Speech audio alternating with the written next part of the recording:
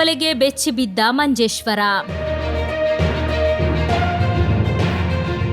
Manjeshwar ತೂಮಿನಾಡು hill ಟಾಪ್ನಲ್ಲಿ ಸೊತ್ತು ಹಾಗೂ ದಾಂಪತ್ಯ ಕಲಹದಿಂದ ಉಂಟಾದ ಕುಟುಂಬ ಕಲಹ ಭೀಕರ ದುರಂತಕ್ಕೆ ತಿರುಗಿದೆ. ಈ ಘಟನೆಯಲ್ಲಿ ಮೃತಪಟ್ಟವರ ಸಂಖ್ಯೆ ಇದೀಗ 2ಕ್ಕೆ ಏರಿದೆ.